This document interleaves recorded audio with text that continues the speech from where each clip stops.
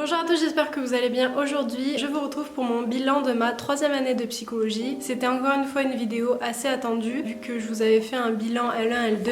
C'est inévitable, je vous fais mon bilan de ma L3. Si vous n'avez pas vu mon bilan de L1, L2, je vous laisse aller voir, c'est cette vidéo-là. Dans cette vidéo, je vous avais donné mes notes, je vous avais donné les cours que j'ai eus. Je vais reprendre la même trame parce que, à part rajouter quelques éléments, j'ai pas non plus grand chose à dire. Donc avant de commencer cette vidéo, j'ai quand même pris quelques notes, c'est pour ça que je vais plus ou moins regarder sur mon cahier. Ce que je vais faire dans cette vidéo, c'est que je vais la diviser en 3 parties, comme j'ai fait aussi un peu auparavant. Premièrement, je vais vous parler des listes des cours qu'on a eu. Encore une fois, je vais pas non plus m'étaler beaucoup sur ces cours-là, à part si j'ai quelque chose, un commentaire à dire au moment même, parce que de fac en fac, les cours sont différents. Je vais pas m'aventurer là-dedans, je vais juste vous dire les cours que j'ai eu pour que vous ayez une idée en L3 à la fac de Nîmes, qu'est-ce que moi j'ai eu. Vous aurez une base de ce qu'on a pu voir nous en tant qu'étudiants de L3 de l'année 2019. Ensuite, je vais vous parler de mon état d'esprit qui a été très changeant de semestre en semestre, et je vais vous parler ensuite de mes notes parce que vous êtes très nombreux à me demander mes notes. Alors je vais pas vous donner mes notes de chaque cours, ça serait beaucoup trop long. Je vous donnerai ma moyenne générale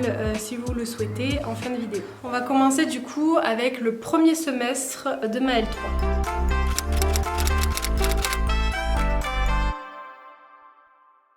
Alors lors de ce premier semestre, nous avions en termes de cours, donc je vous les afficherai aussi à côté, donc TER spécialisé en psychologie clinique. Donc dès l'arrivée de notre L3, on devait directement s'orienter en fonction de soit la sociale, soit la clinique. On avait juste quelques heures pour se décider et choisir le prof ou la prof avec qui on voulait travailler. Donc j'ai choisi spécialité clinique et j'ai choisi d'aller avec une prof qui était plus calée en stigmatisation de la maladie mentale. Ensuite, inévitablement, on a psychologie clinique et psychopathologie, troubles anxieux de l'humeur, psychologie du développement, sociale, cognitive, neuropsy, anglais, statistique, et ensuite on avait stage et méthode quantitative. Donc c'est quasiment dans toutes les filières qu'on a à peu près tout ça en licence. Alors, on avait méthode quantitative et qualitative, et on avait à chaque fois 2 profs différents. Il y en a un où c'était des exercices, on n'avait pas d'examen, et un autre où on avait des dossiers, donc comme quoi ça varie vraiment d'un prof à l'autre. Et ensuite stage, donc en fait c'est la recherche de stage, puisque vous savez qu'en L3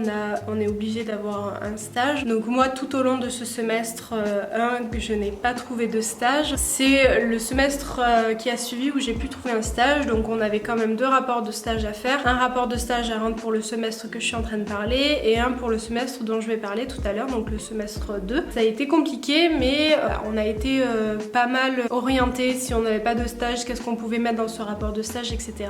C'était plus par rapport au projet professionnel finalement, donc d'ailleurs j'avais eu une bonne note, donc j'étais assez contente. Statistique, bon ben voilà, comme je l'ai dit, c'est inévitable. Voilà un peu pour ce semestre de ma L3, rien de foufou, et ça va de soi pour le semestre qui a suivi, puisque j'ai eu les mêmes choses en fait.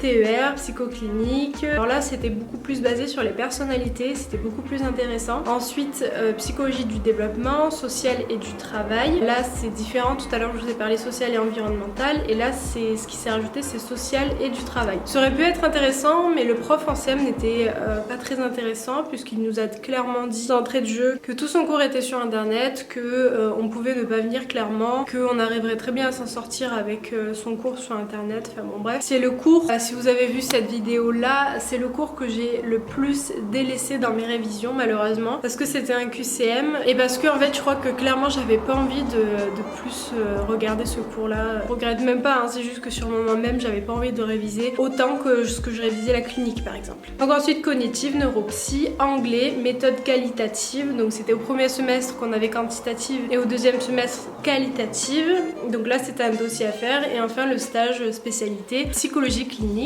encore une fois. Donc voilà un petit peu pour les cours, au moins vous avez une idée de ce qu'on a pu voir. Après je rentre pas dans les détails de ce qu'on a vu, hein. Déjà ça serait beaucoup trop long comme je l'ai dit, et puis surtout que d'une fac à l'autre ça change en fait, donc je trouve ça dommage de trop vous en dire, alors que si vous rentrez dans une L3 dans une autre fac, ça va être complètement différent au niveau des cours quoi. Après faut pas oublier aussi que la fac de Nîmes elle est spécialisée dans les thérapies cognitives et comportementales, ce qui fait qu'en licence on a énormément vu les TCC comparé pareil, une fac où il y a beaucoup plus de psychanalyse et que vous voyez beaucoup plus du coup de psychanalyse en licence. Donc maintenant je vais vous parler de mon état d'esprit, comment j'ai vécu cette 3e année, est-ce qu'elle a été difficile émotionnellement parlant, facile, etc. Bon, je vous en ai déjà dit assez.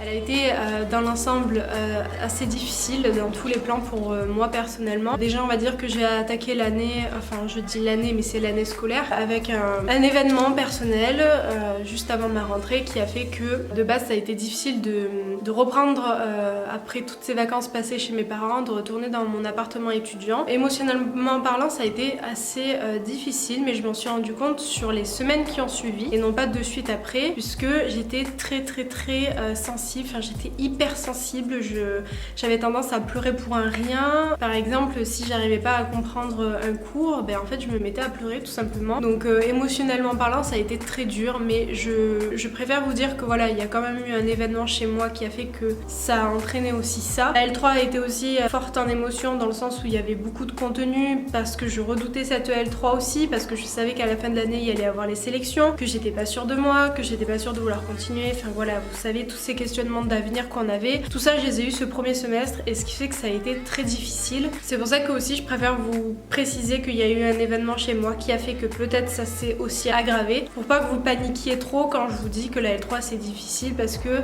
après on s'attend tellement à un truc énorme que du coup on le vit mal alors que c'est pas forcément vrai. Il y en a peut-être qui l'ont très bien vécu, en tout cas moi ça a été très difficile. Ça a été très difficile de la période de septembre à janvier, c'est-à-dire mon premier semestre, et mon deuxième semestre je l'ai un peu mieux vécu. Déjà j'ai remarqué que la fac se rendait compte qu'il y avait une pression énorme dans l'amphithéâtre. Il y a eu l'intervention de certains de mes profs qui nous en ont parlé, qui se posaient des questions sur pourquoi on se mettait autant la pression. Beaucoup de personnes que je connaissais allaient voir les profs, se confier, donc il y avait quand même une communication mais qui était présente dans cette pression là qu'on avait. Je me suis aussi rendu compte qu'il y avait beaucoup d'autres personnes qui étaient comme moi et comme mes copines, c'est-à-dire très stressées, très sous l'emprise de la pression, enfin voilà. Bizarrement ce semestre qui a suivi était quand même un petit peu mieux. Je l'ai quand même un peu mieux vécu, mais c'était toujours la question qui revenait, c'était l'avenir, et c'est toujours des questionnements sur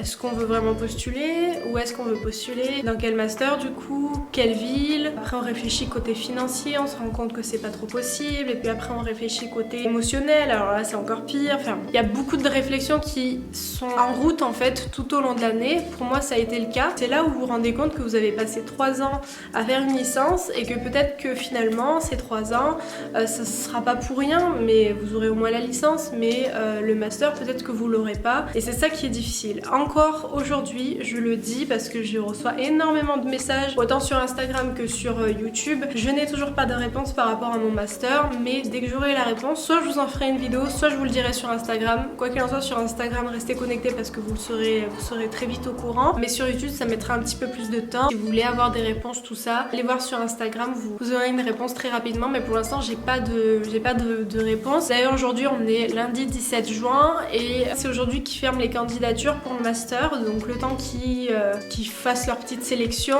je sais pas combien de temps ça va prendre, et j'ai surtout l'entretien avant. Si des fois ils veulent me voir un peu plus, il va y avoir un entretien, et c'est à la suite de cet entretien que je vais vraiment avoir une réponse. Donc j'aurai pas la réponse maintenant, hein, on a encore du temps, beaucoup de temps avant que j'ai une réponse, mais comme je le dis, je vous tiendrai au courant. Donc voilà un petit peu mon état d'esprit. J'étais quand même relativement contente lorsque je découvrais mes notes, de voir que tout ce que je donnais c'était pas pour rien, parce que j'essaie quand même de m'accrocher. Enfin, quand je suis dedans, je le fais jusqu'au bout. Pour le coup, pour moi j'avais pas trop le choix, je bossais à fond, hein. Et vous avez dû sûrement le voir dans mes vidéos de weekly vlog ou un truc comme ça, où je bossais jusqu'à tard le soir, parce que c'était une nécessité pour moi. Beaucoup me demandent souvent mais comment tu fais pour être autant motivée. Je crois que c'est même plus de la motivation à ce stade là, c'est pour me sentir mieux après que je fais ça. Donc je faisais parce que là pour le coup je suis en vacances, mais c'est vrai que j'avais besoin de réviser pour ensuite me sentir mieux, me sentir soulagée. Il faut savoir que j'ai quand même pas mal de difficultés, je vous en avais parlé dans cette vidéo là où je vous racontais toutes mes difficultés que j'avais, que j'ai traversées, et ce qui fait qu'aujourd'hui je suis obligée de doubler d'efforts par rapport à quelqu'un de lambda qui a eu un parcours assez normal, j'allais dire. Donc moi je suis obligée un petit peu de redoubler des efforts pour avoir une note potable. C'est-à-dire que je passe des heures et des heures à apprendre un cours pour avoir peut-être on va tourner autour des 12 et des 14. Après ça dépend, hein, ça peut monter jusqu'à loin. Mais je suis obligée de bosser assez fort pour avoir au minimum une note qui me plaît. Donc voilà. Malgré tout ça, j'ai réussi à tenir et à réviser. J'étais quand même bien entourée et ça me faisait énormément plaisir. J'ai aussi des amies qui ont été présentes et ont traversé toutes les mêmes étapes de cette licence qui...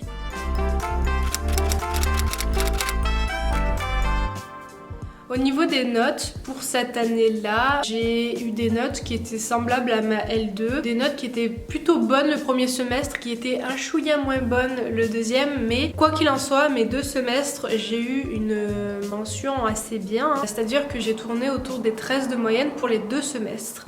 J'ai quand même essayé de pallier ce 13 et de monter un peu plus, mais j'ai pas réussi. Visiblement, je stagne à 13. C'est dommage parce que j'avais pas mal de bonnes notes qui montaient jusqu'à 17,5, donc je m'attendais un peu plus, mais 13 c'est déjà bien pour tout ce que j'ai donné. Donc voilà, par rapport aux notes, ce que j'avais envie de faire dans cette vidéo pour l'alimenter un peu plus, c'est de vous mettre mes réactions lorsque j'ai découvert mes notes au premier semestre. Je sais plus si c'était toutes les notes, et au deuxième semestre, donc là il n'y a pas si longtemps que ça, quand j'ai vu ma note de TER et de stage, parce que les notes de TER et de stage dans la licence de 3e année, c'est des notes qui comptent beaucoup parce que c'est des notes qui vont être regardées par rapport au dossier des masters. Donc j'appréhendais ces notes, j'avais toutes les notes, mais j'avais pas encore la note de TER et de stage. J'allais vous prendre en vlog en fait pour vous emmener avec moi lorsque je vais chercher mon relevé de notes, et puis au final les notes étaient sur internet, donc j'ai filmé à ce moment-là comme si j'introduisais le vlog, mais en fait je savais même pas que ces notes allaient être sur internet. Donc du coup je vous montre un petit peu mes réactions si ça vous intéresse. Je trouve ça rigolo de regarder les réactions parce qu'on est sous l'adrénaline et en même temps on se filme, c'est assez particulier.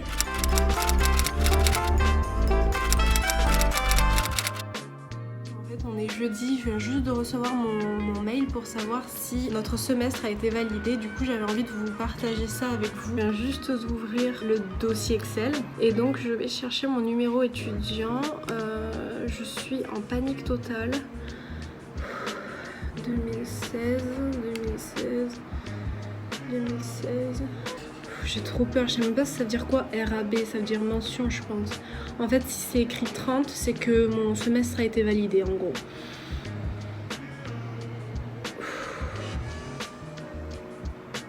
Oh, je l'ai validé.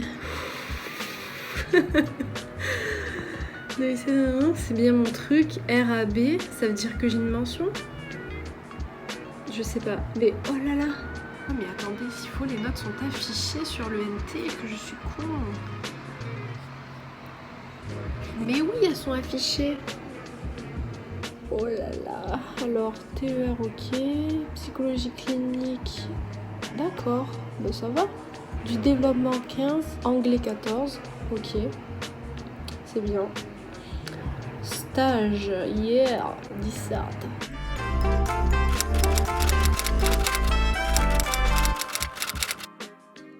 C'est un petit peu particulier parce que là en fait ce matin j'ai eu la réponse et j'ai validé ma licence. Bon, je m'en doutais un petit peu, mais du coup je suis contente parce que j'ai eu une mention. Donc je vous ai pas montré ma réaction, c'est vrai, j'ai oublié, j'étais avec ma mère et tout, donc bon c'est pas très grave. Donc comment ça se passe, donc là on nous a en fait envoyé un PDF avec tous nos numéros étudiants. J'ai pu voir que j'avais validé ma licence, mais par contre il me manque 2 notes et c'est les 2 notes les plus importantes que je n'ai pas sur internet et qui seront sur le relevé de notes. Et ce relevé de notes il est disponible à partir de 15h à la fac de Nîmes. Donc là je suis chez mes parents, je peux pas y aller aujourd'hui. Je vais peut-être y aller demain, je sais pas encore. Je vais quand même aller vérifier maintenant au cas où il n'y ait pas des notes qui se sont remises, mais normalement non. Oh, il y a les notes. Oh ça va. Enfin c'est pas ouf mais ça va. Du coup il y a les notes du TER. En TER donc spécialité psychologie clinique, j'ai eu 14. Ok, bon bah c'est un demi-point de plus que la note que j'avais eue au premier partiel. Pour le travail qui a été fait, ça va. Je m'attends quand même un tout petit peu plus, mais bon, 14 c'est bien. En tout cas, voilà l'ensemble de cette L3, comment elle s'est passée. J'avoue que je sais pas trop quoi vous raconter de plus. Ce qu'on va faire du coup, c'est que si vous avez des questions par rapport à cette L3, des questions plus précises sur mon vécu, sur d'autres choses, n'hésitez pas à me le dire en commentaire et je vous répondrai à ce moment-là. Après, si c'est un peu plus personnel, venez me le dire en message privé sur Instagram. Vous savez que je réponds à tout le monde et pour le coup jusqu'à présent j'ai vraiment réussi à répondre à tout le monde. Donc voilà, n'hésitez pas à me mettre un petit commentaire, ça me fait toujours très plaisir. Je vois qu'on augmente de plus en plus sur YouTube, ça me fait vraiment plaisir et ça me donne vraiment envie de continuer. Donc voilà, n'hésitez pas à me mettre un petit commentaire et puis sur ce on se dit à dimanche prochain pour une prochaine vidéo. Bye.